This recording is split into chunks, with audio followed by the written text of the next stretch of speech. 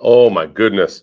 This is the first time I've ever started a live stream exactly on time. It's because, as many of you know, I do a radio show here in Houston, and we only have 2 hours on Monday because the Texans own 2 of those hours on Monday. So we don't get to typically do our 4 hour show.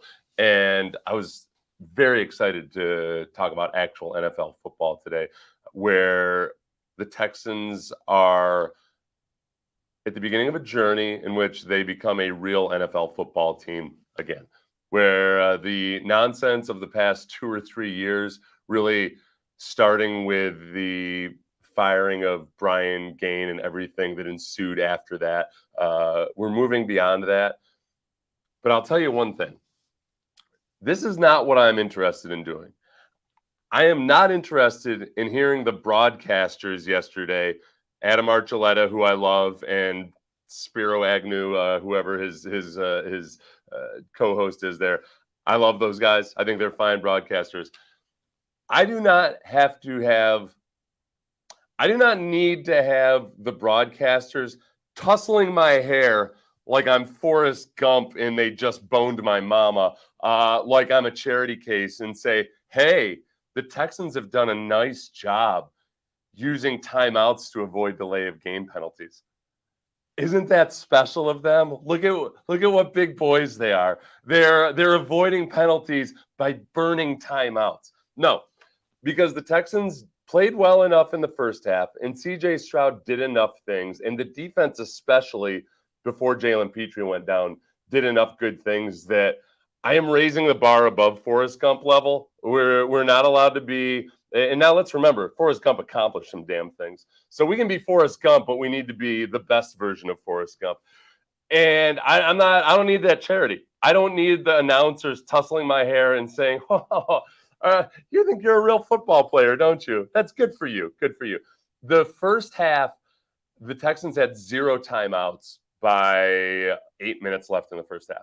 So, like, no, that's unacceptable. That's unacceptable. They burned all their timeouts in the second half. So when the Texans got down into their 2 minute drill, and we'll get into Bobby Slowick and some of the things he needs to improve on. But they got down there and first they ran the ball twice with no timeouts. And as a team that had been playing good defense, and up to that point, Lamar Jackson hadn't been that good. I was disappointed that the Texans went the conservative route. So my basic theme moving forward is going to be this. I am not going to treat CJ Stroud or Bobby Slowick or DeMeco Ryans or any of those guys with kid gloves. I'm not going to take it easy on them because I think they demonstrated enough yesterday and throughout preseason that they can be a legitimately competitive football team this year. And I don't know exactly how many wins. I don't know, how good they end up being, if good at all, but competitive. Ones that end up with points that are, margins of less than 16 points in points for and against at least. So that was good news. I'm actually pretty optimistic after that game. There were a lot of fits and starts and some good things that were quickly negated by bad things. And we'll go through and we'll watch DeMeco and CJ in the press conference. I'll probably watch the highlights with any of you that are around as well. And then I'll do what I've started to do more. I know I always promise this, but I'll chop this up and put out more digestible episodes as we go along. But I think before we get into DeMeco's press conference, I want to address Bobby Slowick. And please put your complaints and or compliments about Bobby Slowick on there. My biggest concern, which is very correctable, but I was surprised by this, was that the Texans offense started out trying to do more than they were capable of doing. And it's a common thing that first-time coordinators do. We saw it with Mike Vrabel here. I was surprised when Mike Vrabel tried to get too complex in his first go at it as defensive coordinator, because I feel like he's actually played for coordinators who maybe have tried to do that. Or, of course, you know what? Maybe when Vrabel was the Patriots, maybe Belichick did a really good job of keeping guys from trying to do too much. But the illegal shifts, the winding down of the clock and using those timeouts that we got the attaboy for burning, so you didn't get a delay of game penalty.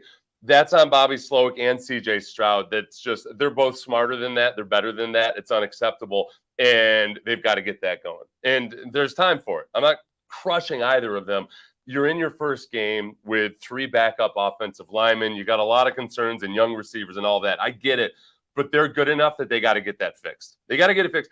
You've got to get that fixed before 4 weeks from now when you get all your other offensive linemen back. They can be better than that. You need to strike that balance between complexity and simplicity.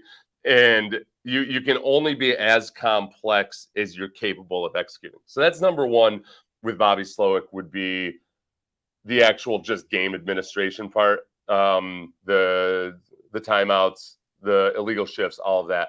The second would be the bootlegs and the frequently calling thereof, when the Ravens had completely demonstrated that they were going to take away the boot. I think the Ravens defense said, hey, we've got this quarterback, a rookie quarterback. We're not going to sit back and play zone and conservatively the way you do a lot of, against rookie quarterbacks, because frankly, the CJ had shown that he was better than that, I think, in the preseason. So they came after CJ, and they also, even when it wasn't an all-out blitz, they were dedicated to taking away the bootleg, because then the bootleg's a nice, simple, easy read for a rookie quarterback.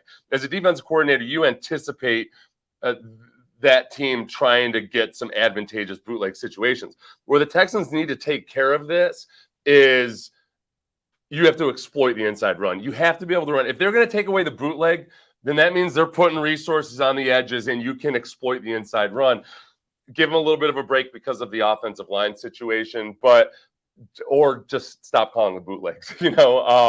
That's I think the trying to work every play action package, every bootleg package, all of that. And I'll give them a little bit of a break just because of the offensive line constraints. I think they need to adjust to that better throughout the game.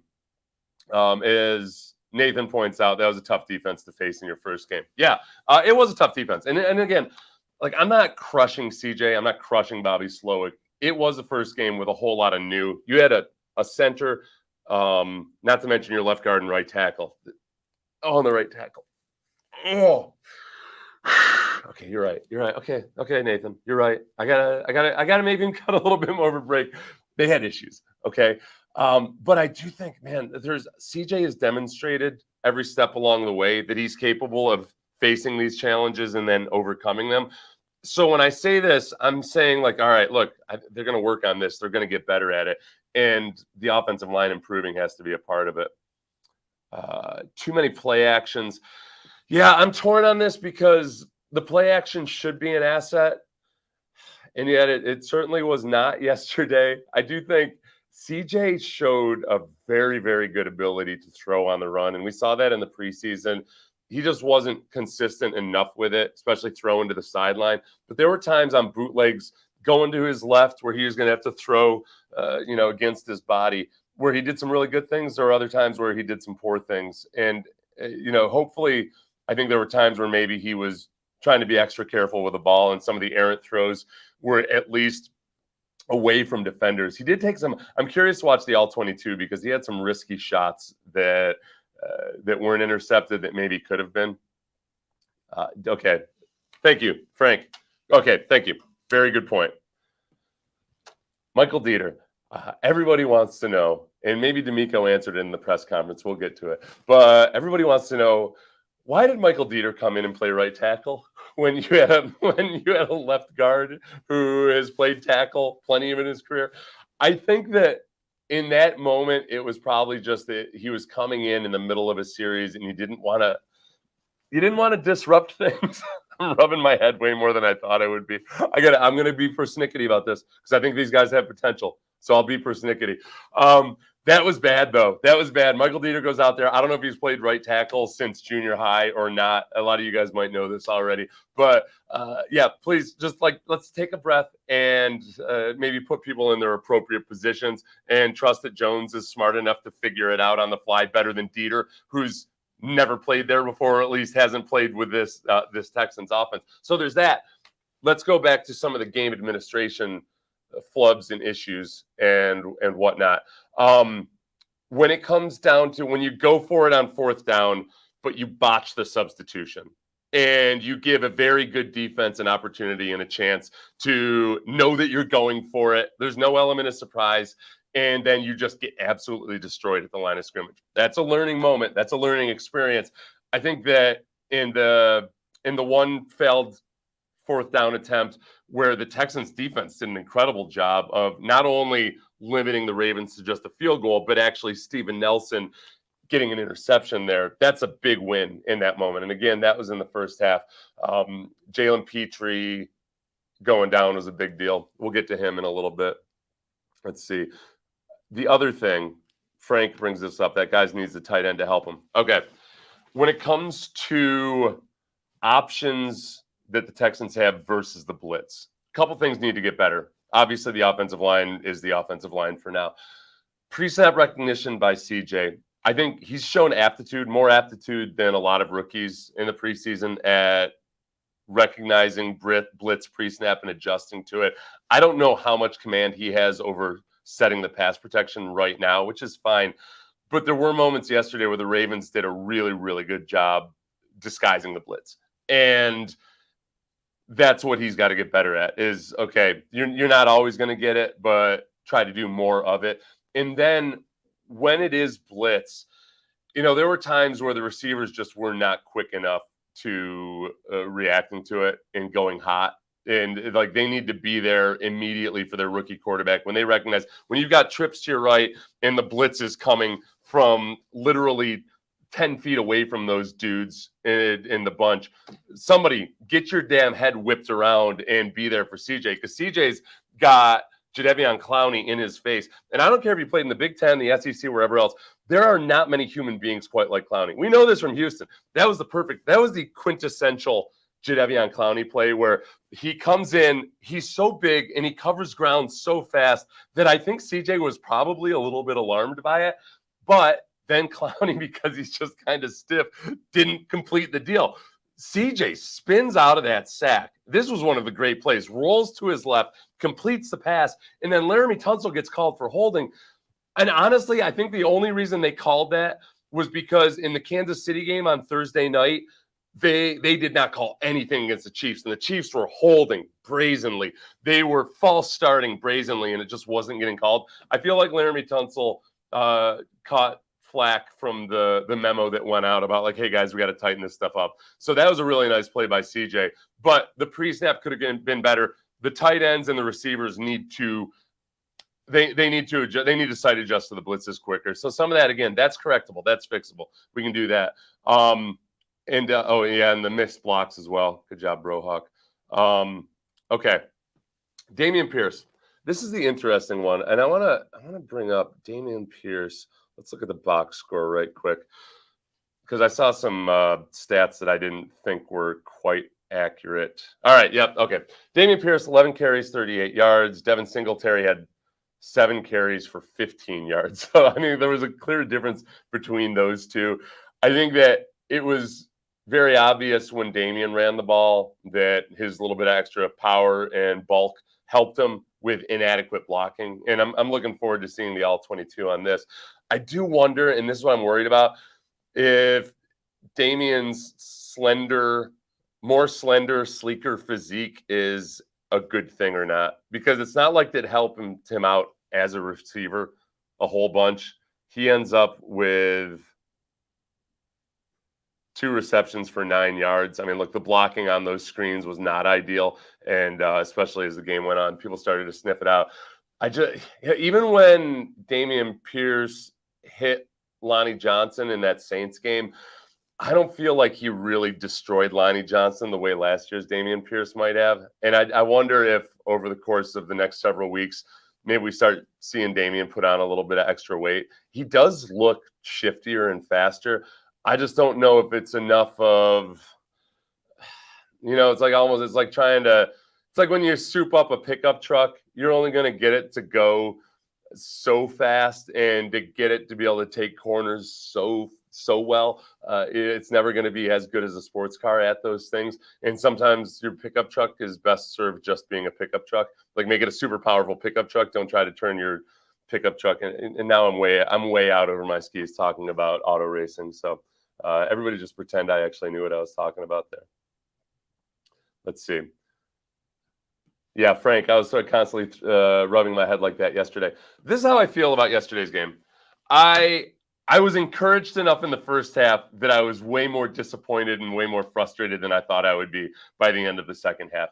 And a lot of that has to do with Jalen Petrie. Before we get to DeMeco's press conference, and then I'll take a bunch of your questions after that. The defense. Okay.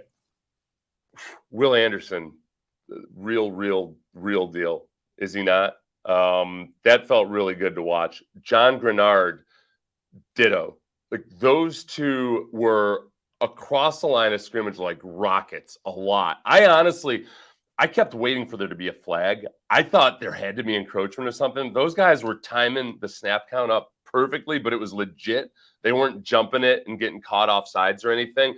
But the really cool thing there is that J.K. Dobbins averaged less than 3 yards per carry. So they're getting upfield, they're rushing the passer, super aggressive, and still paying attention to their run responsibilities. And I would put the inside guys under that as well. And Dylan Horton flashed a couple times. Dylan Horton early on, remember in the first half or first quarter, came around the edge, and I kind of did a double take because Dylan changed his number, did he not? I'm like, who this guy's a beast, is number 92. And I don't know if he's gained weight since the draft. He looks like an absolute machine. So I'm excited. I'm allowing myself to be excited about that. Will Anderson's sack, and I tweeted this out, was that it looked like he was doing a walking lunge with a 300-pound weight jacket.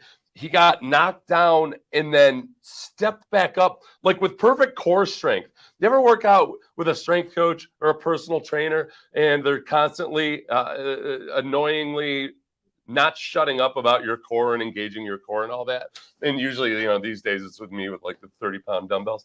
He's got a freaking an obese human on his back, and he's just steadily marching towards the quarterback, which I never quite understood why they called him the Terminator, because he seems like such a nice guy. He seems like he has actual emotion and everything. But there's a way that he moves when he's playing football that is just, it's not as explosive as a Micah Parsons or somebody like that, but it is just it's a steady drumbeat of ferocity. It's crazy. It's really cool to see. And he was all over the place. He had 9 stops or something. He basically did a bunch of, in baseball when they say the most this or that in the StatCast era, he had a few stats that were the best stats of the next gen stats era. That's as many stats as you're going to get out of me today. Okay, everybody? Okay, so let's get to the DeMeco. Oh, let's see. We'll do a couple more here real quick.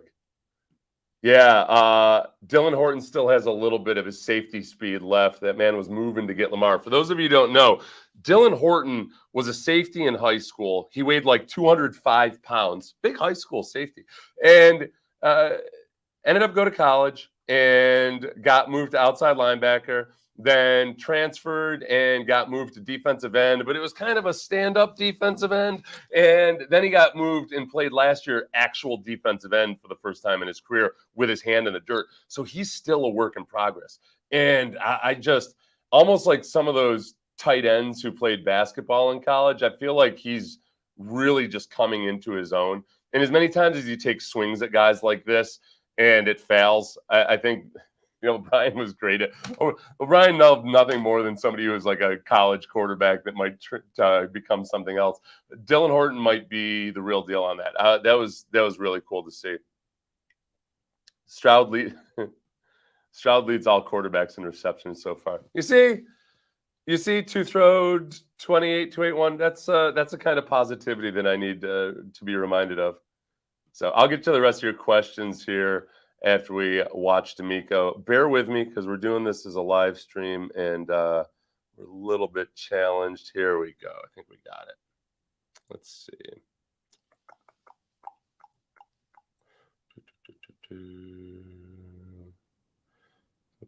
Put me down here. Hi, there he is. Hi, DeMeco. It wasn't. So we have things to clean up, things to fix, and a lot to learn from out of this game. You dealt with a lot of injuries on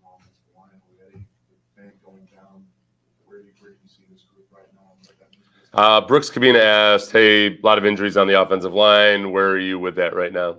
Yeah, we'll continue to shuffle and see what's the best group that we have, and we'll put the best group out that we have available. Yeah. Brooks comes on our show on Sports Radio 610 every Thursday. No, Friday? Every Friday.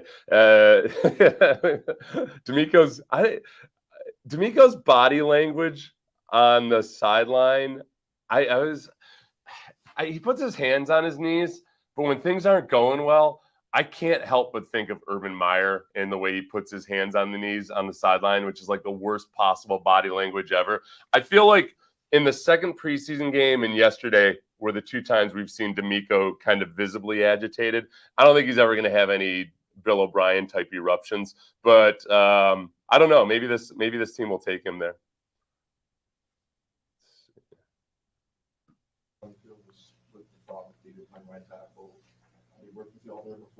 Yeah, we've moved all. Okay, so you asked about Dieter playing right tackle.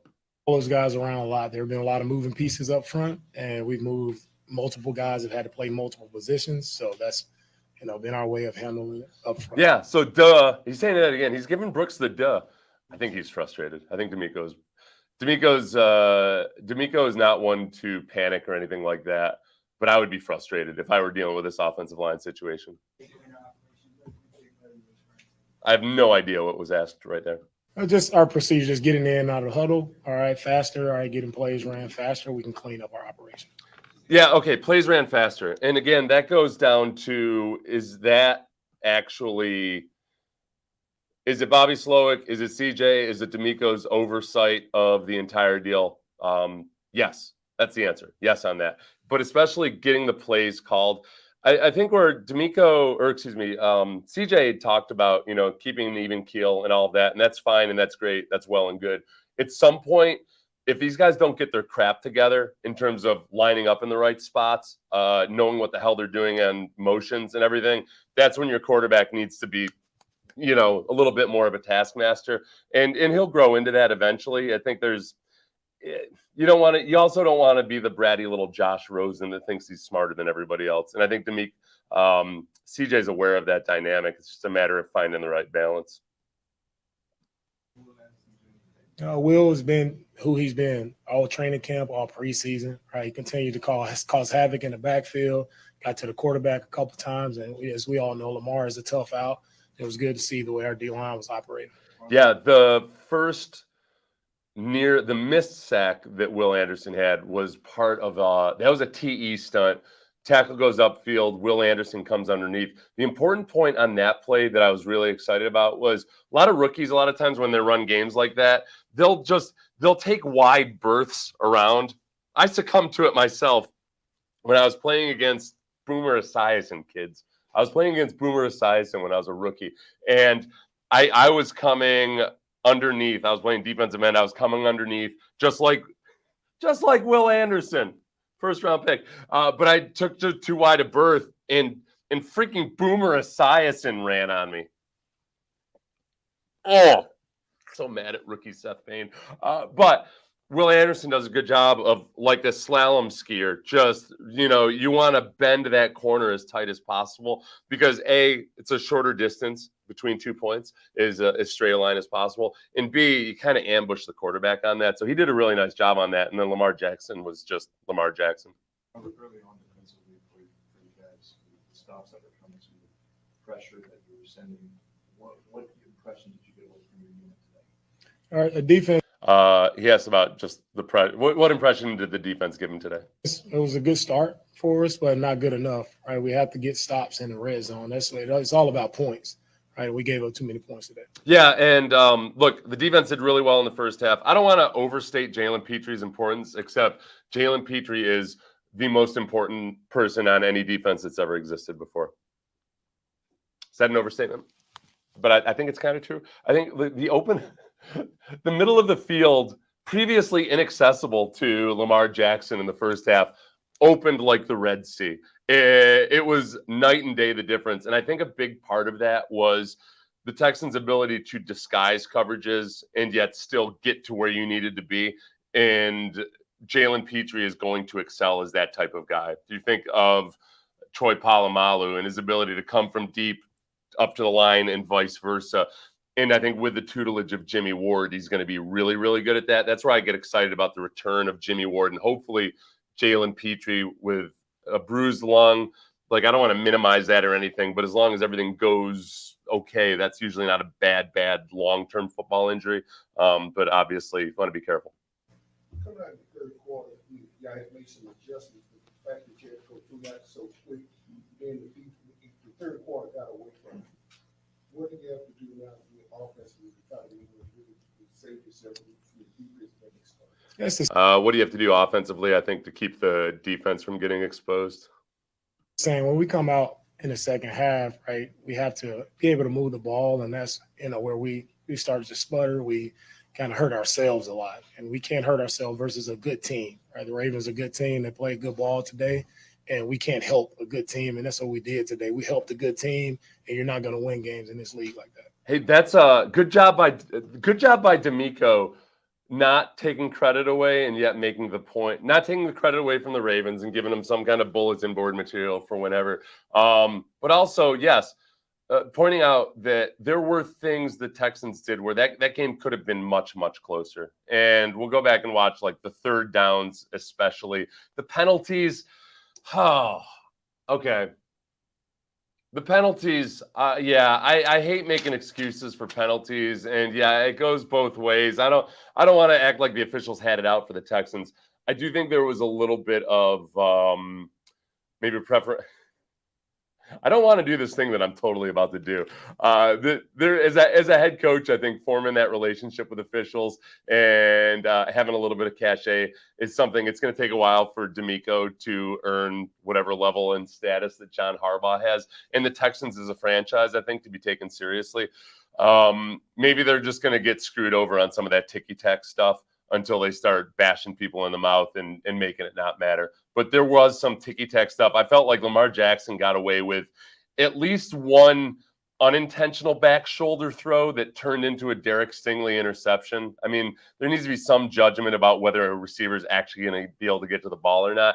I'm actually okay on those Derek Stingley on the PIs. It's at least one of them was probably merited, but it's not. I felt like the fact that he had his guys blanketed is the more encouraging part to me, and I don't think he looked completely inept and helpless on it. There's part of a damned if you do, damned if you don't element these days because of the back shoulder element. Loathsome quarterbacks. From your view, how much did the offense struggles impact offense? I'll take a look at the film and see, what happened up front. Don't know the answer just now. There's some plays where, obviously, CJ got that quickly. There's other plays where CJ got help. What's that balance between trying to make the play and waiting for the next down? You asked about CJ holding the ball too long, and what's the balance there? Yeah, we'll see. You have to be smart with the football. You have to make the best decision that play calls for, and we'll see where we can clean that up and get better. I felt that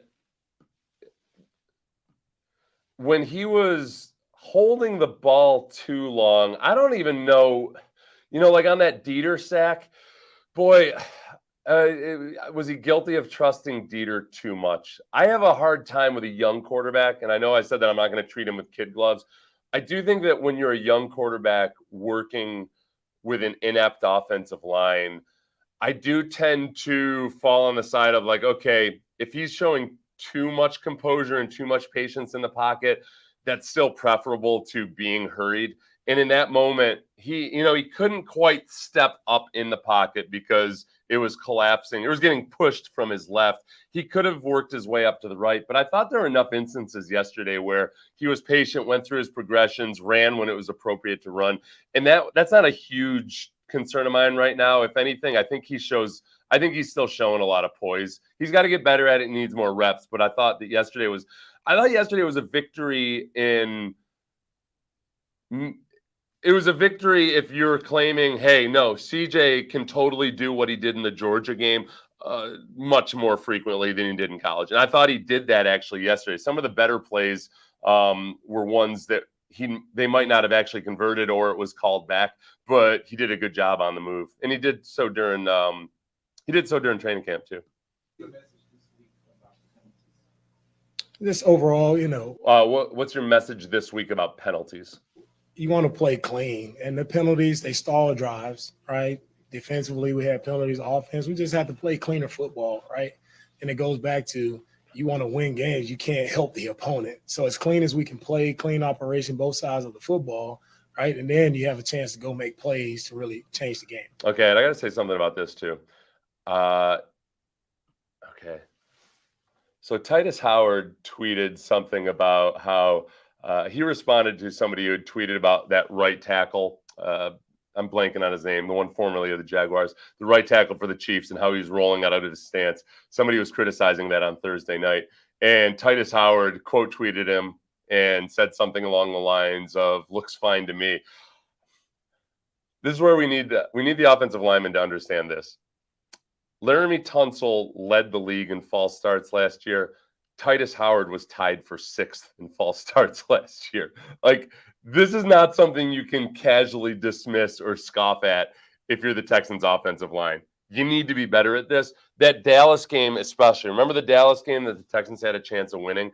It was twice, right, in the final minutes of the game that Laramie Tunsil got called for false starts. Like, you can't have that. The drive killers. You take a 3rd and 5 and turn it into 3rd and 10, especially with a rookie quarterback. Like, you can't do that. The illegal shifts, those things, and that's not the offensive line per se, but just those guys in general. You can't be. Penalties are one thing, and a lot of times teams that have a lot of penalties will still be good teams, but not if they're the drive killing variety of penalties, and that's what they had.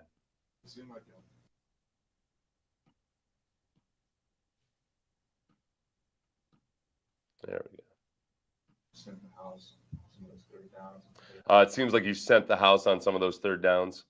What about what you'd seen about the Ravens? Lamar, did you think of attacking? What did you seen from Lamar and the Ravens that made you think to do that? When it comes to our defensive calls, we'll do whatever we need to do to try to make a play. Took a few more. Like he took a knee to the chest. So it looked like Jalen Petrie took a knee to the chest. How's he doing? Yeah, we'll see where Jalen is, right? Still getting tests to see how he's doing. And I think that was Aaron Wilson I think Aaron Wilson first reported it last night, that it was a bruised lung. And the most experience we have with that here in Houston recently was Deshaun Watson. Remember taking the bus to Jacksonville because he had that bruised lung and they didn't think it was appropriate to fly. So let's see. If Jalen Petrie were to play this week, there would be no bus taking. Next week, he would have to take a bus. Who's next week? Is it that far away? Yeah. So there's your bus update.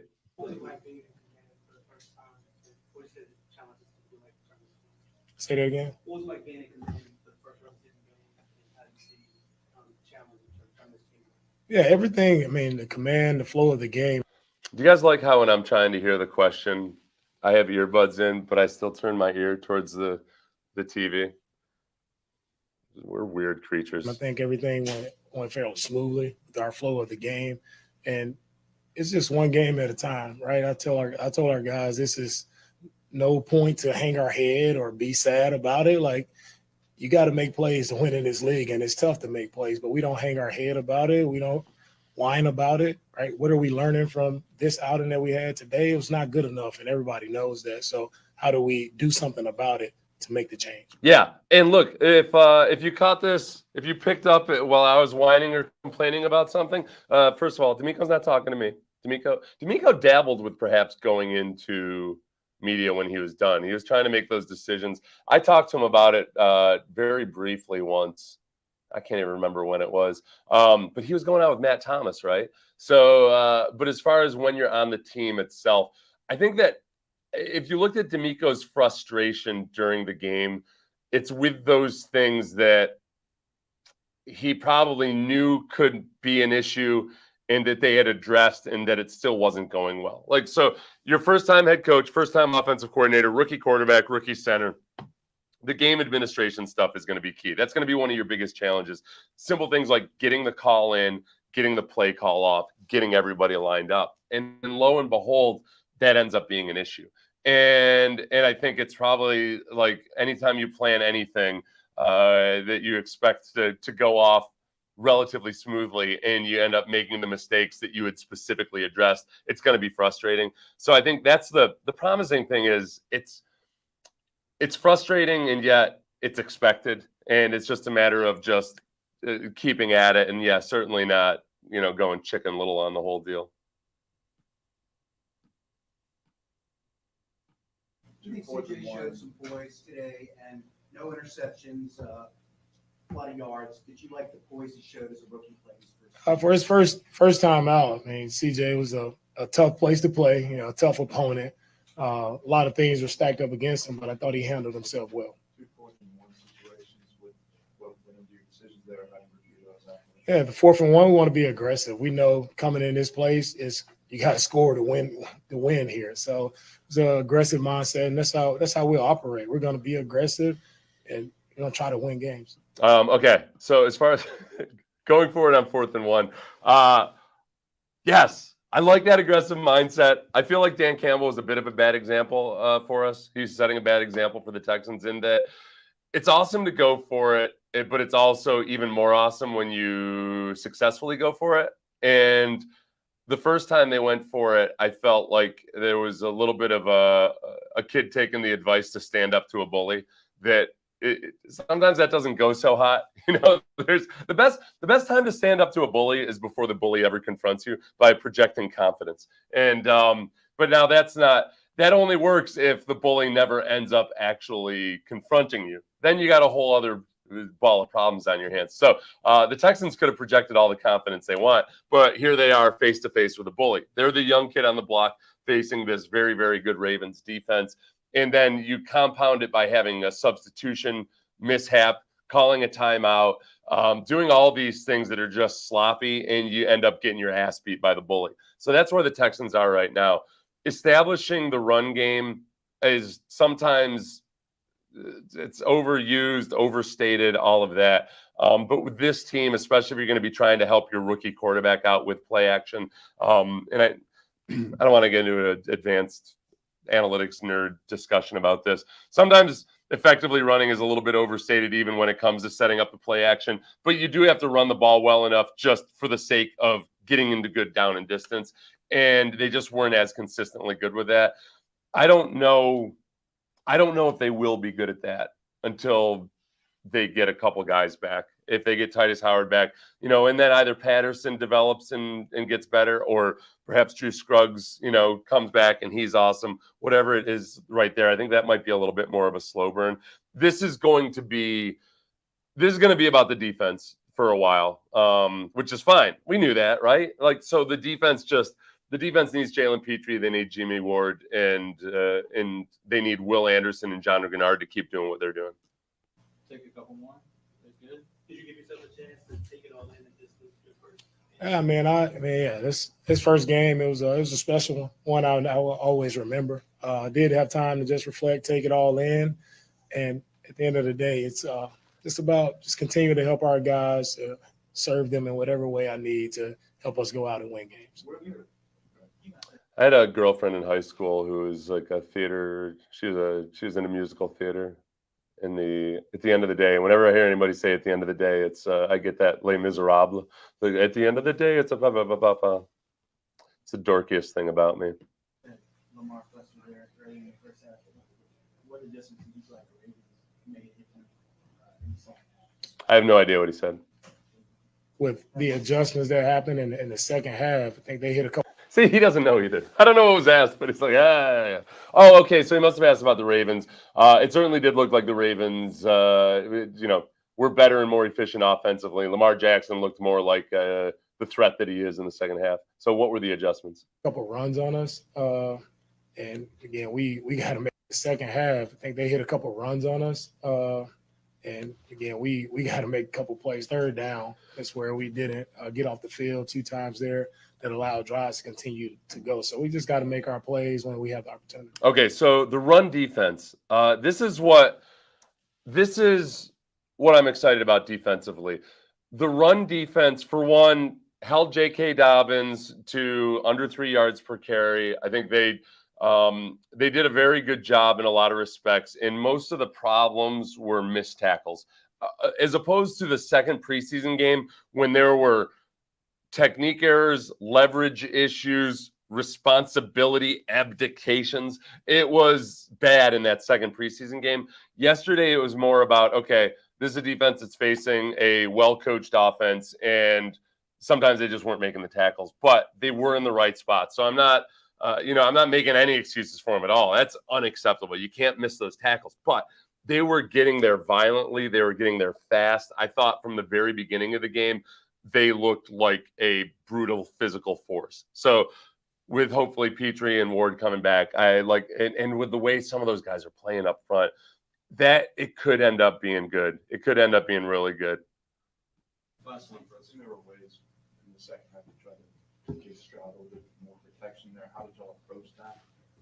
Need some more time. Yeah, with every game, there comes adjustments and things you need to do. So things aren't going well, you have to adjust and try to do what's best for the team, and that's what we did.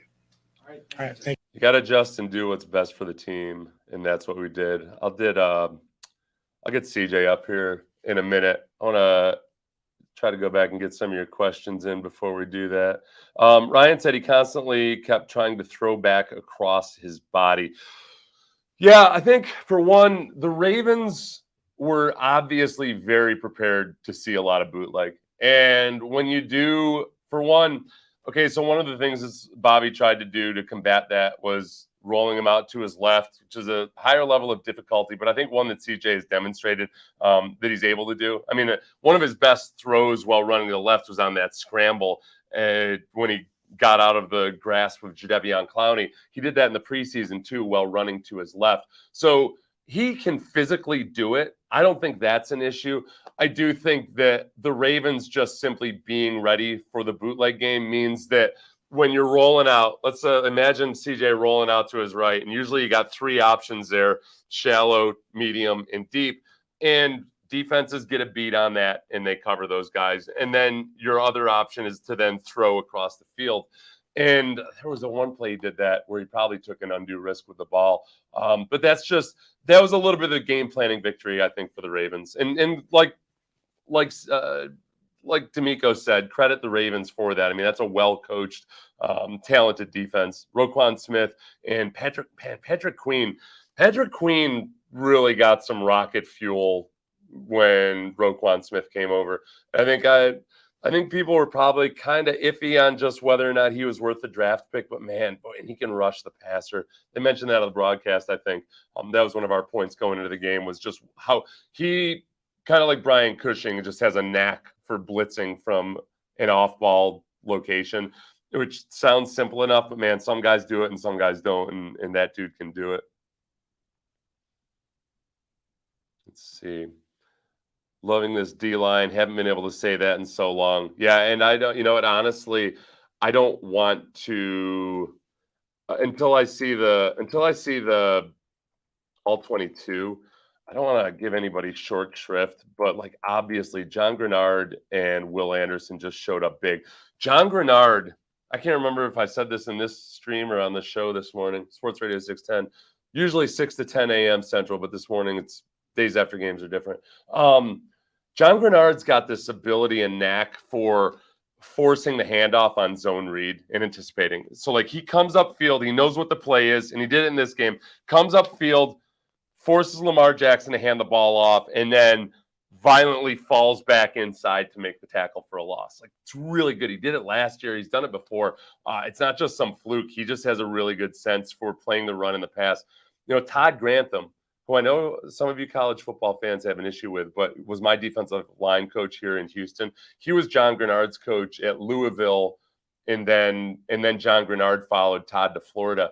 Todd loves him. Todd just loves him, and Todd's an awesome defensive line coach. Like Todd taught me how to play defensive line like at a PhD level, and it's stuff like that. Like we didn't have zone read back when I was playing, but John Grenard plays like he understands the keys.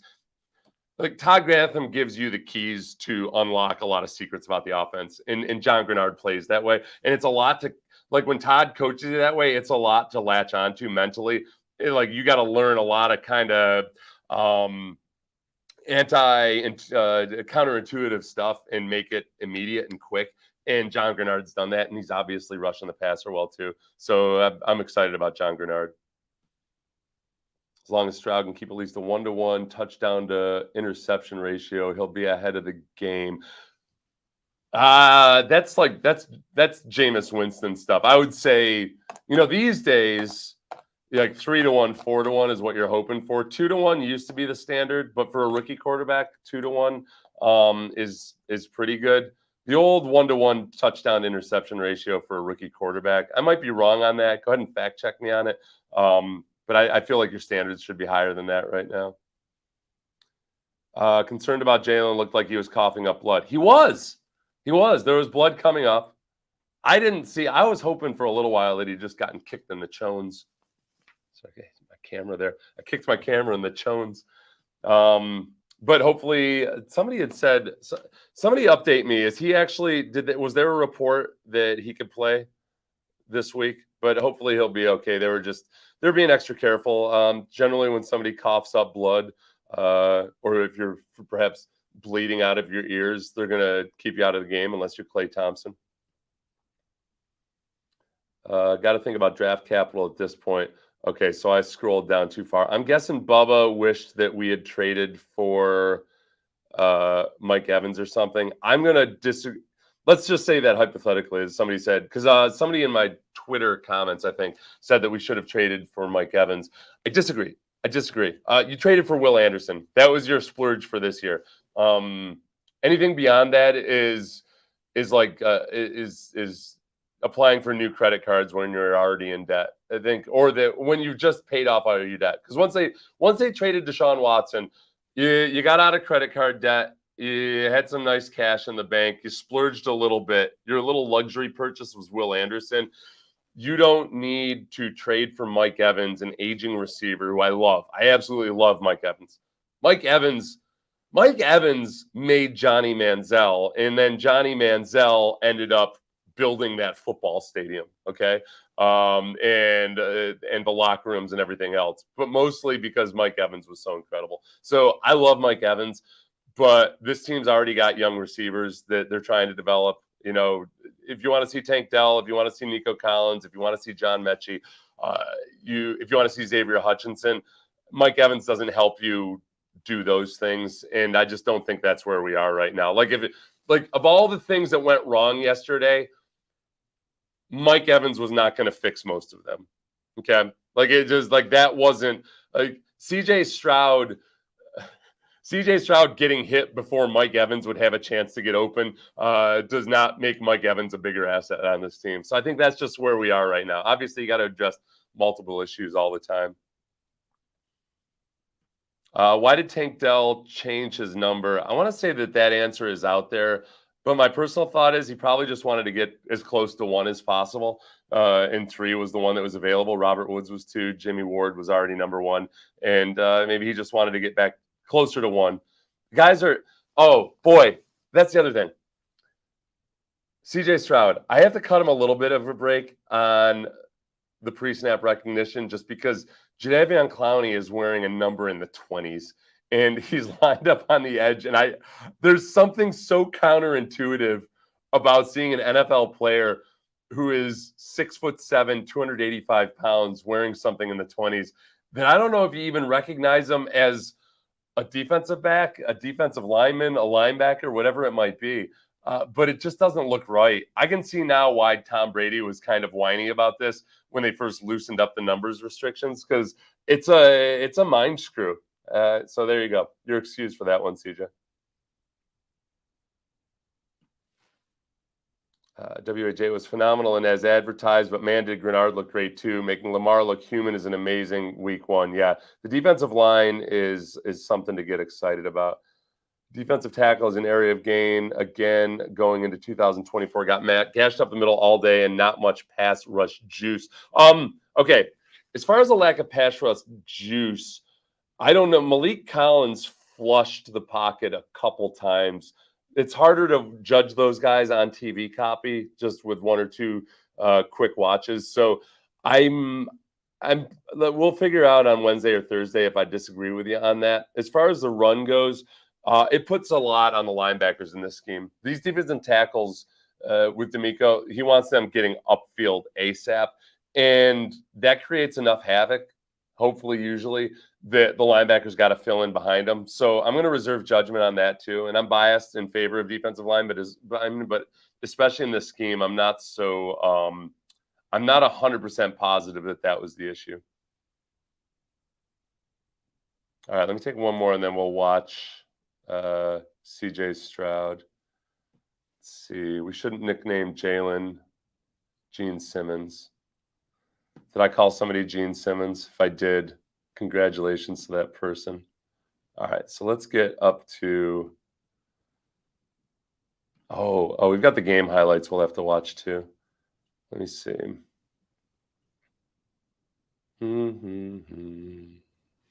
It's a live stream everywhere. I want to see anybody in the comments afterwards say, "Hey, Seth, you need to edit these things." I don't edit the live stream.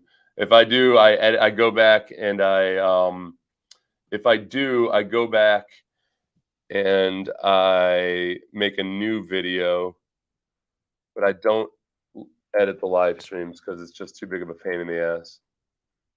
So here we go. We've got CJ Stroud coming up.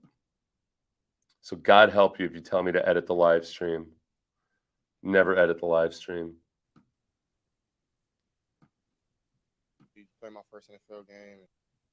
My Lord and Savior Jesus Christ, have an opportunity to play my first NFL game and against a great team like Baltimore, a great defense, a special player like Lamar Jackson. And I felt like, of course, it wasn't what we wanted, and got to just be better overall myself. Got to make more plays. Got to check the football, hold the football, and really just get it out on time and be better in and out the huddle and things like that. So had some positive things, but we got to just keep growing from here and keep getting better. A lot of the stuff as far as holding onto the ball too long or what have you, go back to Deshaun his rookie year. When he would stand in the pocket, and it was cool at the time because you could see he'd watched a lot of New England film, because Deshaun would stand in the pocket with his feet completely still. And there were times, I think, where he was so focused on doing that it did almost prevent him from letting the game come to him. Certainly Deshaun shouldn't be trying to play Tom Brady's game exactly. But, Tom Brady will stand there with his feet completely quiet, whereas Peyton Manning would look like he was doing high knees the entire time. I think Deshaun's trying to find that balance right now, and that's going to come to him. I know I've been hard on him in some respects, but I think it's because he's demonstrated an ability to learn very quickly and get better at some things. As far as timing on getting rid of the ball and everything else, the fact that he's going through his progressions, the fact that at times he's holding on to it too long, as long as it's not because of brain freeze, I'm okay with that for now. I need to see progression. That's all. Pressure throughout the game. How did Dolphins as an offense try to counter it as it kept going? I feel like we So Brooks Kamina asked about, there was pressure throughout the game. How did you guys try to counter or deal with that? did a decent job on those third downs, just getting the ball out, trying to make guys pay for blitzing all out, or if they're bringing certain guys we can't pick up. Try to do my best to get the ball out to my playmakers and have them make a play. And they did a good job of tackling today. That's something we got to get better at. So, and this is where a couple things about that, where he said, there's times where guys are going to be unblocked. That is true. It's not always the offensive line's problem. When the protection is called, when you've got an overload blitz, there is going to be somebody unblocked. And that is when it comes down to a couple things. One is just simple recognition by CJ. And I think for the most part, he does a good job of that. The next level of that, though, is pre-snap recognition and really knowing and understanding when it's coming. The Ravens do a really good job of disguising that. I mean, that's in the NFL, it's way more about the execution of the blitz, the disguising of the blitz, than it is the X's and O's themselves. And I think the Ravens do a really good job with that. As CJ gets older, he'll start to find the guys on each team that have the tell. There's always a couple of guys that have the tell. And that's how these quarterbacks are able to dissect things so quickly, change the protection, all of that. That's going to take some time. The thing that needs to happen immediately, though, like next week, is that CJ and the receivers need to have a better connection when there are unblocked blitzers. The receivers need to do a better job of going hot, whipping their heads around, being there and making a target for CJ. And we didn't see enough of that yesterday. Sometimes they did, and CJ wasn't quite ready for it, or CJ maybe didn't feel confident in making the throw, especially when you got a Clowney in your face. But I think he understands where those, like, he's not working on a remedial level here. Like, he knows exactly when and where and how they need to fix some of those things. So I'm hopeful we're going to see improvement over the next couple of weeks. Did DeMeco and your teammates all talk about how you can take a sack and just move on to the next play? Where does that kind of come from? How important is that to you as you try to start your development at this level? I think Greg asked about, pointed out CJ's ability to take a sack or make a mistake and move on. Where does that come from? Yeah, I ain't really noticed. I just kind of try to have a one-play mentality, just try to go 1-0 each and every play. If that's a negative play or a positive play, just try to shake it off and go to the next one. But yeah, I appreciate them saying that. But I mean, I got to play better. So. What's a positive you can take away moving in next week against the Colts? It only gets up from here. So I don't really think that I don't really have any things I'm kind of harping on that we did super great. I don't think we did anything super great. But I do think we shot ourselves in the foot a lot and didn't give ourselves a winning chance. Our defense played really good. So got to just be better in and out the huddle in the red zone. Got to limit the penalties and things like that. So that's on me and getting with the guys and during the week and just getting better at that. So. Okay, I'll do it for him. Okay, what would be the positives to build on for DeMeco, for CJ going in against the Colts? It's tough because I think some of the positives were sporadic in nature. I thought there were moments where there's that one sequence where Bobby Slow called a run to the left, got a few yards. Then they booted to the right, got a few yards, perfect, and then dropped back and hit Nico over the middle. Like, that was a nice sequence of plays. You had the run to the left, that sets up a boot to the right, and then on third down, you hit somebody in time over the middle. I think that was one of the things that was really good, was just, as they noted on the broadcast, CJ throwing over the middle. There were multiple instances of him being on time, delivering on target with that. I think one of the other positives that was more about CJ than anything else was his ability to scramble and throw on the run, to run for first downs. He might have taken a little bit more contact than I would have liked, but was still pretty good about making those judgments and doing some good things on the run. You just got to clean up the bad plays. So there you go, CJ. There's your positives. Yeah, start to get some rhythm with DeMeco on a couple of drives, and then you start, did you feel like that you start to get some rhythm with him? Particularly with a couple pass games and several pass games. Yeah, me and Nico put. Okay. Was he getting into a rhythm with Nico Collins? Yeah, me and Nico put in a lot of work in the offseason of just trying to get consistent reps, consistent chemistry down, and I feel like today we were connected on a couple of those throws, and even if some of them I won back, just got to give him a chance because Nico's a really special talent to where if he touches the ball, he's probably going to catch it. So, yeah, I definitely think that we're just going to keep growing, me and him, and really everybody on the offense. Okay. Oh, geez, I'm sorry, everybody. I didn't show you our special. You know what? I'm going to go back. I don't like depriving you of CJ. So here you go. We'll watch that one again. Apologies to everybody. Me and my damn ego.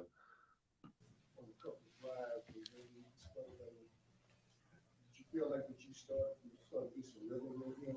Particularly with a couple pass games and several pass games. Yeah, me and Nico put in a lot of work in the offseason of just trying to get consistent reps, consistent chemistry down, and I feel like today we were connected on a couple of those throws, and even if some of them I won back, just got to give him a chance because Nico's a really special talent to where if he touches the ball, he's probably going to catch it. So, yeah, I definitely think that we're just gonna keep growing, me and him, and really everybody on offense. Okay, I wanted you guys to see that because, like, honestly, I feel like as he was talking about that and finding DeMeco, I could almost see him going over the reel in his heads of the poor ball placement on some of the other throws because that's not just some PR thing that his agent told him.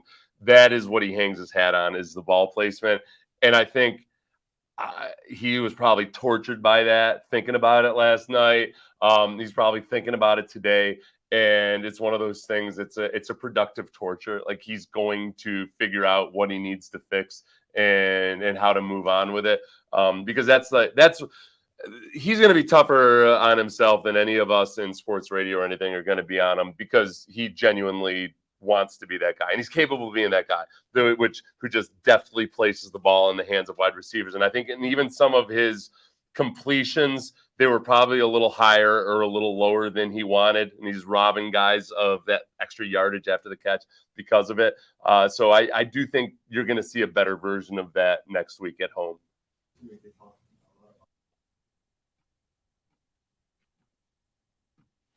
That you showed today, how would you assess the poise that you showed throughout the day in terms of How would you assess the poise that you showed during the game? Yeah, I think it's part of my job. I honestly think I could have did better. Just answering the bell the next drive or next play and just making more plays. But I always just think like being negative isn't going to help. And just being the light on the team or being like the cool, calm, collected one could help a lot. Because, I mean, that's my job of being the quarterback, keeping everybody even keel and trying to go to the next play as best we can because you can't go back and get any other play. So I try to do that at my best, but, of course, I think I could do better. Okay, there was one play. Remember where somebody lined up on the wrong side or at least the side that was different from where CJ wanted? And that's when I started to get a little bit nervous in the game because I believe it was in the first half. Somebody let me know if you remember when that play was. But it was kind of like CJ told the guy you're supposed to be on the other side, and the guy did not respond accordingly. And you could just see CJ going through the math in his mind about how he was going to have to adjust the play. And these are the kinds of things that end up grinding down the clock and you burn timeouts so you can avoid delay of game penalties. So in that instance, I don't know if it was CJ's fault, the receiver's fault, Bobby Slowick's fault, or what it is. At some point, CJ doesn't have to be a prick about it, but he's got to be the guy that doesn't allow guys to be lined up improperly. And I would hope too that Robert Woods or Dalton Schultz or some of these older guys also become that. I get the sense that Robert Woods is super accountable. I think Dalton Schultz is too.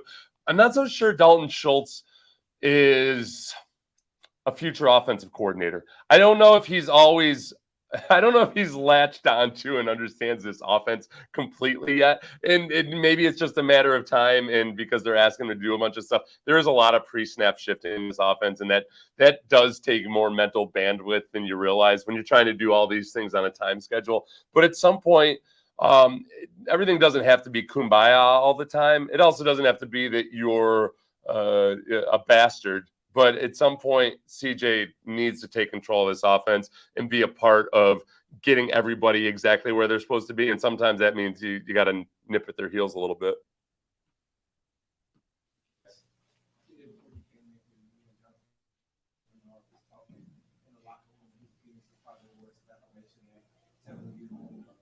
Don't get down on yourself. You know that you're a perfectionist, but you got to keep your head up and keep going because they trust it from you.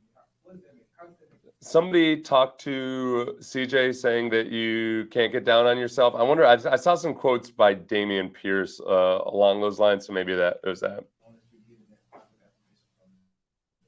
But that was the advice that he had given CJ Stroud. It means a lot, man. Somebody like him just who took me under his wing when I first got into the team and showed me a lot of things. It means a lot because, of course, we want to come in here and be 1-0 and move on and fight to be 2-0. But now it's not looking like that. So we have to, of course, lick our wounds and get better for the next week. And for him just to say that, it means a lot. So I appreciate them still having faith in me. I'm always going to fight my tail off and try to make plays and use my leg, whatever I got to do to try to win, I'm gonna try to do. So I think that maybe showed a little bit today, but in my opinion, I think I got to do more. Good job, anonymous Texans player. What's the biggest lesson you learned? Honestly, just really the little things. I don't really think the big scale. I think like it was football at the end of the day, but just getting out the huddle, getting the plays clean, getting guys lined up, and getting the play clock and things like that. So I think those are the things that kind of hindered us a little bit, and then just being more efficient in the red zone, of course. So I feel like those are things that I'll definitely want to get better on. Okay, so that stuff, when you mentioned that clock management stuff, and I know kind of the way we're looking at it, it's annoying just because obviously you're taking time, you're burning timeouts to avoid delay of games.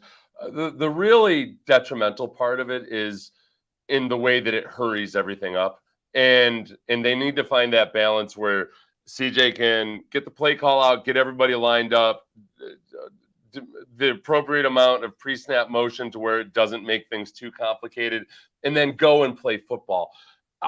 The thing that, because I drive rental cars a lot, and I always think of this as the analogy. And as a defensive lineman, it's to a lesser degree, obviously, than a quarterback. But when you first jump in a rental car and you're in a hurry to get the hell away from the airport because you want to get the hell away from the airport, and you jump in the rental car and you go through the booth, and all of a sudden you're on the highway. Well, you're also trying to figure out exactly how to turn the lights on and where is the cruise control, and god damn it, did they even have AM radio in this car? Like, that's where you are, is you're trying to do all that stuff while also driving a car down the highway. It's inadvisable. It's not the smart thing that Seth Payne should be doing. But CJ Stroud has no choice but to, right now, as a rookie quarterback, be driving a rental car without being completely comfortable with all of the controls. And that's where you are. You cannot possibly drive like Mario Andretti when you're also trying to figure out how to how to put it in neutral or reverse or everything else. And that's where a rookie quarterback is. I think that the really good thing is, if you look at the way both the Ravens and the Texans handled CJ Stroud, one is, I think that Bobby Slowick put too much on his plate. And I'm not saying that in a cataclysmically awful, I can't believe you did this type of way. It's just they probably realized, like, okay, we gave him a little too much to handle because he's been handling all of this stuff so well in the preseason. I think the Ravens, and instead of just playing vanilla zone defense, let's let this rookie screw it up, the Ravens, they sent the hounds. They came after him. They were blitzing him. They were trying to make life as extremely uncomfortable as possible, because I think they know that CJ demonstrated he can handle the bland and vanilla stuff. So all of those things are good signs. It's just a matter now for Bobby and DeMeco and CJ really getting a feel for what they can and cannot handle, while also dealing with a pass rush because the offensive line is not so hot. Going on fourth down, one twice there. Could you take us through those two plays and your takeaways from them? They made plays, man. I appreciate our coaches having faith.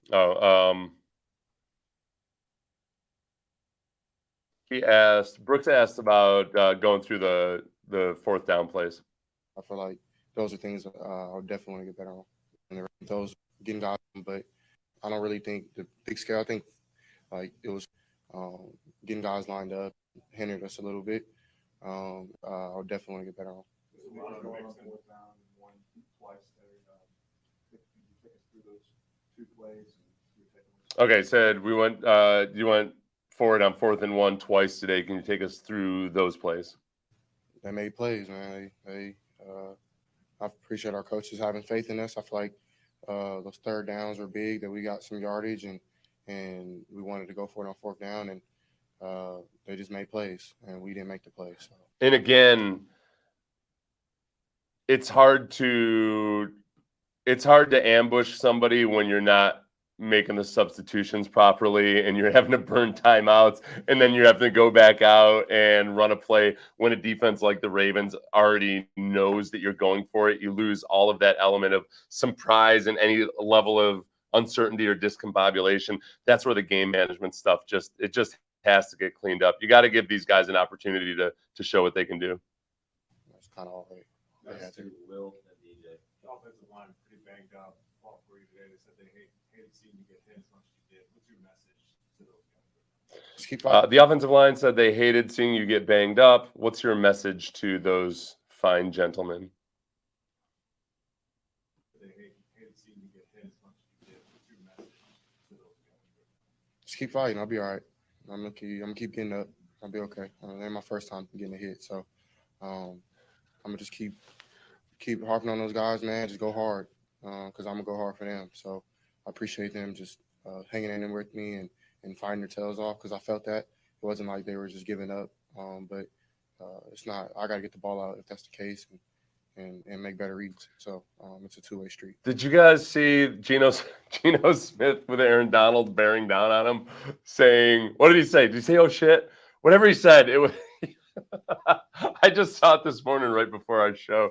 Oh, that's awesome. It's awesome. It's not awesome for quarterbacks, but I don't want CJ to get to that point where he's saying, oh shit, because that doesn't seem like you'd like to at least know that the guy is coming, but pressure up the gut is the worst kind of pressure for a quarterback.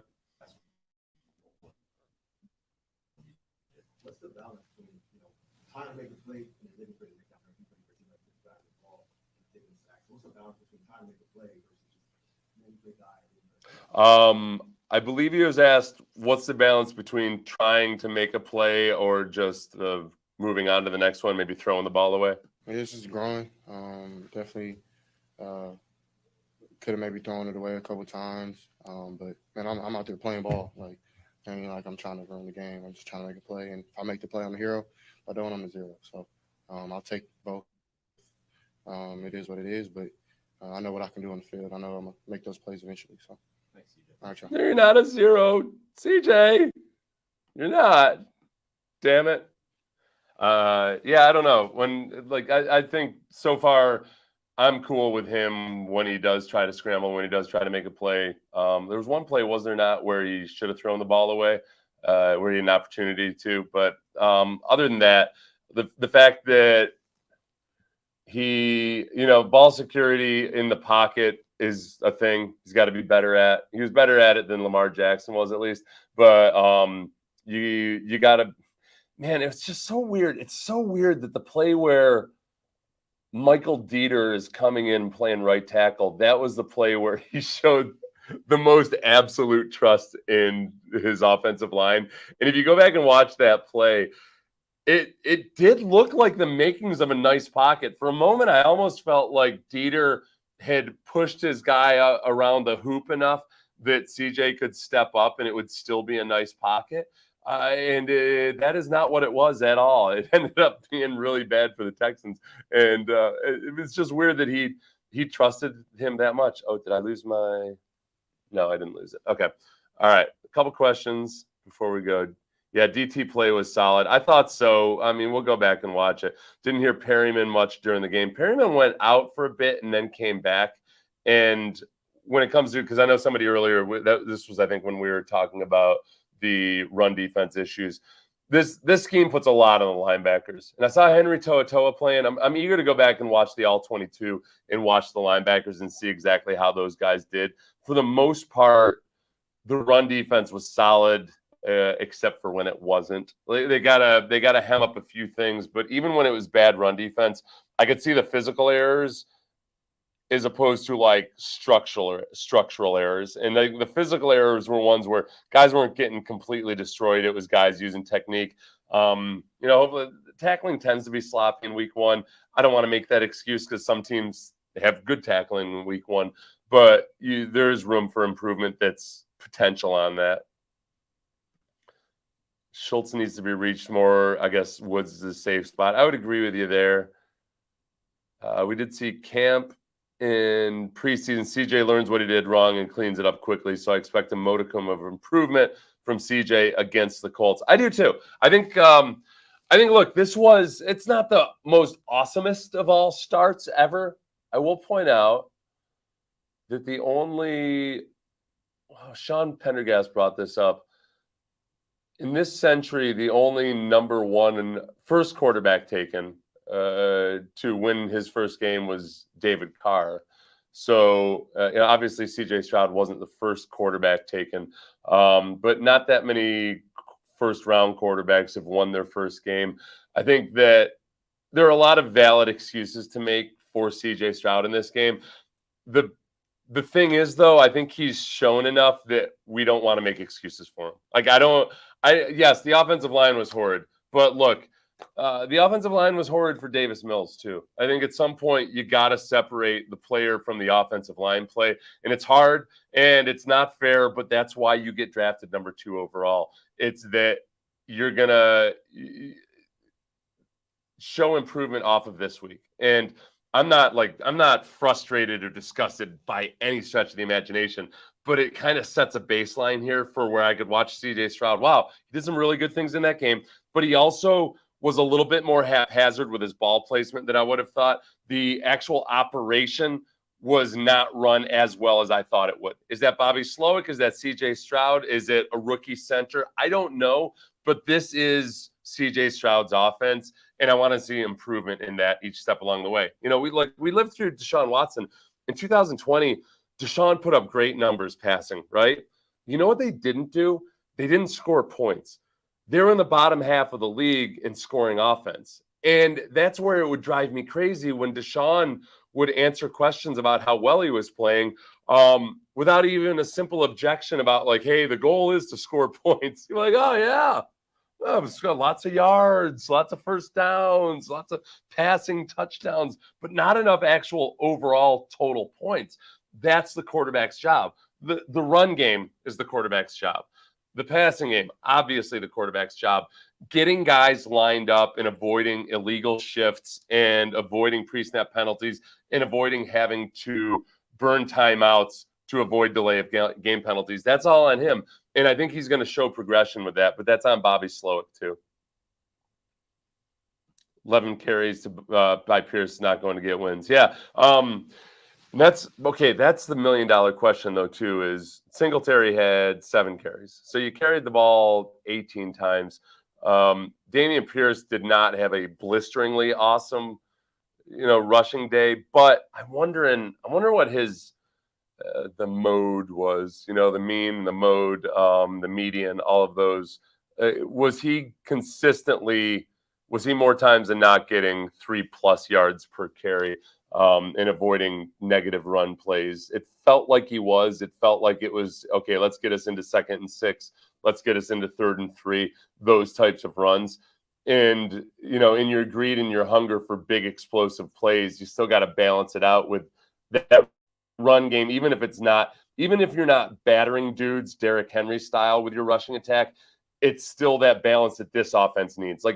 They're not at the point right now where they can be passing 90% of the time. Not that they did yesterday, but they're he's not Tom Brady yet, right? So that's I agree there. Solid to get 240 yards, no picks with no running game. True that as a response to somebody else. Pierce is your best offensive weapon. All right, this is where I'm going to be monitoring. People are not happy with me about this. I saw this on the text line this morning when I would talk about it. I don't know if Pierce is at the right playing weight. Yes, the offensive line is not good. That is true. But yes, last year there were moments when Dameon Pierce didn't even need an offensive line, when he broke 7 tackles on one play versus Jacksonville. And that's not what I'm hoping for. I don't want it to be that way. I don't want Dameon Pierce to need to be a one-man offensive line. But at his smaller, sleeker weight, it didn't really help him as a receiver. He did. Did he have more than 10 yards receiving on his 2 receptions yesterday? And I'm not so sure that it helped him as a runner. I think at the end of the day, I think he needs to be a guy that can lower his shoulder and dislocate people's jaws. And I don't know how many jaws he's dislocating right now on the football field. There's other ways to dislocate people's jaws, but I don't think he's doing it on the football field right now. So we'll see. We'll watch and see. He does look shiftier. He does look faster, and maybe with a good offensive line, you'd be able to see more of the benefit of it. But like right now, I'm not seeing it. It's just it's kind of like who is like a thicker actor? Kevin James, maybe. I'll take Kevin James. Kevin James, when he gets a little too skinny, he's not as good. That's not his natural acting weight. He gets a little too slender, and you start to, the problem is, it's because Kevin James is actually kind of a good-looking guy, I think, at a lower body weight, which makes him a little less funny. It's hard to be goofy, slapstick, funny guy when you're also good-looking. So when Kevin James loses that extra weight, I don't think he's quite the same guy. I don't think he's not as funny a mall cop. I would have brought up Jonah Hill, but Jonah Hill, I feel like there's more of a psychological thing going on there. Whereas like Kevin James was like a good-looking kid growing up. He was a stud athlete. Then he gained weight because he was a beer drinker and he was a comedian, and it was funny. So like I don't think his self-esteem and self-worth is wrapped up in his. We're going way too deep on Kevin James body weight on this one. Let's see, Drew Carey. Yeah, maybe Drew. Yeah, Drew Carey. Drew Carey though, but Drew Carey. I feel like Drew Carey is. It's probably better for him as the game show host to have lesser body weight. I feel like he's actually better. So Drew Carey as a comedian and as a sitcom actor needed to be big Drew Carey. Drew Carey as kind of like the Bob Barker, like, okay, smooth, always in control, calm, cool, and collected, I think is at the appropriate weight. So Drew Carey might have managed his body weight perfectly. Kevin James has dabbled with being gaunt Kevin James, but I think realized he had to go back to Paul Blart weight to maintain that comedic effect. And then Jonah Hill is a whole nother discussion that I feel like these days, if you discuss Jonah Hill, you're going to get canceled if you say the wrong thing. So thanks a lot, Jonah Hill. Let's see. I'll say this again. If the O-line played solid, we would have won yesterday. The loss was on the O-line. Listen, Rick, that's cool. Right. Ifs and buts and candy and nuts are all good, all that stuff. If the queen had balls, she'd be the queen. Yes, that's true. Rick, and Rick, I'm not trying to be overly harsh here. Let me take your name off of here because I'll probably use this later. I am not in the business of wishing for fantasies that won't come true. The offensive line is only so fixable right now. CJ Stroud is fixable. Like the issues and the problems that both Bobby Slowick and CJ Stroud had yesterday are eminently fixable. So I get excited about that. I'm going to talk about the things that are fixable. Yes. Does it look like I'm not blaming the offensive line enough? Probably.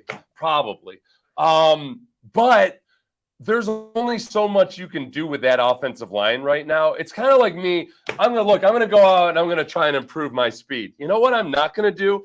I'm not going to be running a 4.340 anytime ever.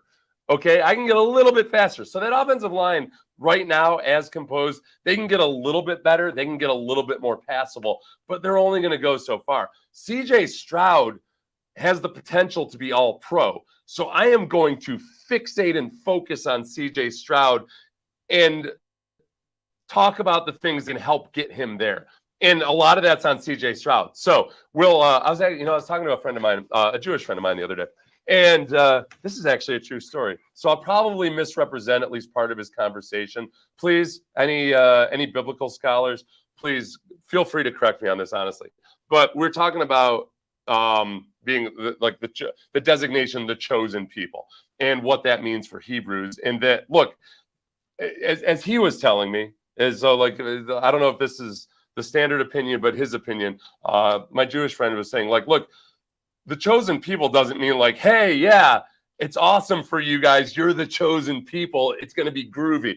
It's that, no, there's an extra burden on you and God expects more out of you. And you're going to, like, it's going to be harder for you to get into heaven in some respects. This is the way my friend was describing it to me. So I would look at CJ as that, as the quarterback. You are the chosen one. The offensive linemen are overweight, obese, lesser athletes. Oftentimes their penis is smaller than it would be if they were leaner because that's the way human physiology works. They are cursed in many respects. They are not the chosen ones. The quarterback is the chosen one. And because of that, much is expected of him. So I'm going to follow CJ Stroud in his 40 years journey through the desert as he becomes the complete and total embodiment of everything that he can come. And I'm going to be difficult on him along the way, just as he's difficult on himself. So yeah, the offensive line is the offensive line, but like they're only so fixable. CJ Stroud is eminently fixable, and we're going to help him take him there. And that's your Bible lesson for the day. As I'll fact check myself on all of that. Somebody tell me. In the life of Colby says, please keep up. I have an errand to run. All right. Dangerous territory. Was that 10:39? I think I'm pretty safe there. I was because it's not. I think we're good on that one. Cancel me, bro. The O-line will be good week 4. We have 8 linemen injured right now. Yeah, I know. Okay, that's okay. That's another thing. Oh, at this point, the offensive line was so bad at times yesterday that I'm kind of wondering, like, all right, do we really look at offensive line injuries to those backups as bad things, or do we look at it as maybe an impetus to have to like trade something reasonable for somebody? Let's remember, Brett Favre came to the Packers as a failed second-round pick by the Falcons. What I had forgotten, I don't know, this is probably going to sound dumb as hell for me not realizing this, was that the Packers traded a first-round pick, I think 16th overall, for Brett Favre, despite him being a disappointment, basically because he was trying to drink up all the alcohol in Atlanta. They just flat out had to get rid of Brett Favre in Atlanta. He had to go somewhere where there's barely any beer ever, Green Bay, Wisconsin, and where there's all kinds of options and fun things to do other than drinking beer and Vicodin in Green Bay, right? Like, okay. It turns out that alcohol wasn't the issue, at least early in his career. But yeah, like it's I don't even remember why I got oh yeah. Like they need to trade for somebody, or Dalton Reisner. Dalton Reisner's out there. Dalton Reisner, unless he got signed somewhere today, maybe ends up being one of the solutions. But Dalton Reisner, maybe he accepts a good 2-year contract or something to come in. The one thing about the Seth might get an Anti-Defamation League audit. I think the Anti-Defamation League right there would look at that, and even if there were any factual inaccuracies, would look at that as an admiring assessment, right, of the biblical duty placed upon Hebrews and Moses and deserts. Yeah, we're good. I think that Dalton Reisner was the guy that got in the shoving match on the sideline of the Broncos late in the season when everything was devolving. And then a lot of people in Denver expected them to try to re-sign Dalton Reisner, but he's just sat out there, and he was coming off of an elbow injury. But I think people thought he was going to get snatched up quickly in free agency, and he's still out there. So I don't know what's going on with Dalton Reisner or why he wasn't why he still hasn't been picked up. But I would say I would look at it the same way. Remember when Earl Thomas was out there and available and people were upset that the Texans weren't looking at him? Like, remember, nobody else in the league was looking at him either. So, like, I felt like people were unfairly targeting the Texans for not trying to sign Earl Thomas when you look around and there were 31 other teams that didn't want Earl Thomas. At that point, Earl Thomas had been voted off the team by his Ravens teammates. Like they got together and they voted him off the damn island. That doesn't happen in professional football, man. So Dalton Reisner, I have no idea why he's not signed, but I wouldn't get overly upset with the Texans for not being one of the teams, for not being the team that signed him, because there are a lot of other teams out there that have offensive line issues right now that have not signed Dalton Reisner. So they're actually going along with the bunch rather than going against the grain.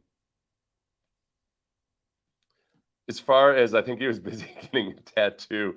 Yeah, Dak Prescott Dak Prescott getting 12 hours of anesthesia to get a tattoo, a full leg tattoo, is that's something.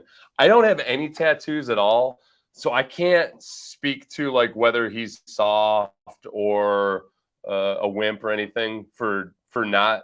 When I saw them working on him, there were like 4 artists working on him all at once. That's not standard, right? Like, are there a lot of people that are commonly getting like a full leg tattoo with 4 artists all at once without some kind of sedation? I feel like in the old days, like, would you be frowned upon for drinking a bunch of whiskey while they were doing it? Because I feel like that would still be, that would like, I mean, is that acceptable? I don't know. I don't know tattoo protocol. Yeah, as far as street free agents right now, I don't think I'd say no to any street free agent right now that has O-line experience. Yeah, Mike, I think that's in Mike's book reviews, by the way, if you're into the fantasy genre, Mike has a very successful YouTube account. Mike was one of the first people that I saw that gave me the idea of like, maybe I could do that. Like Mike's Mike's working his butt off, and he's starting to get like Mike started from nothing and built up a nice YouTube channel. So I was like, well, I'm like lucky enough to have a public presence already. If Mike's doing it from nothing, I got to quit being a wimp and put myself on YouTube, open myself up to all this abuse. As far as saying no, I guess the question is what exactly is Dalton Reisner asking? What kind of contract does he want? He might just be sitting there thinking, yeah, somebody's going to give me $20 million on 1-year deal or something because they need me so badly, and he might be right. I mean, God, if I were a young man and I were like Dalton Reisner and healthy, I might just wait and see, like, oh, I can miss training camp and miss a few weeks and then hop on an actual contender and then maybe get a long-term contract off of that. Then I would say, you breathing Texan standards now, probably. Yeah, we are at the necrophiliac level of standards. We are. Do they have a pulse? I don't care. It's whatever. It's a body. Just throw them out there, man. Let them be a speed bump for somebody. Have you seen our guys? They're barely speed bumps. If anything, they're expediting the process. Throw a corpse out there, and we'll be fine. All right. Texans ranked 22nd in defense through week 1. The Giants ranked 21st. Am I missing something? I don't know, but I'm guessing that it had something to do with a bunch of turnovers and the the Cowboys defense being awesome. I haven't watched any of that yet. I'm going to, you know what I'm going to do? I got to go take care of something. I'm going to do a reaction to the Giants game, like watching the highlights. I love watching these kids that know nothing about a game and they just watch the highlights and they give their reactions off the cuff. That's going to be me, Zoomer Seth, coming up next. Thank you, everybody. Please like, subscribe. I'll chop up some of these spots in here where we were talking about specific plays.